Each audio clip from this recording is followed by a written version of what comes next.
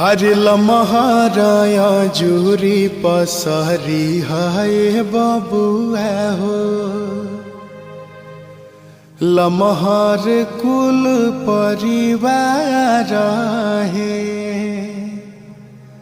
लमहर बाटे तहरा पापा जी के नैया हो। लमहर कुल खानदान है।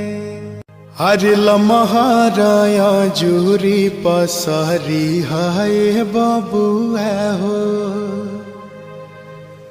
लमहर कुल परिवार है। लमहर बाटे तहरा पापा जी के नैया हो। लमहर कुल खानदान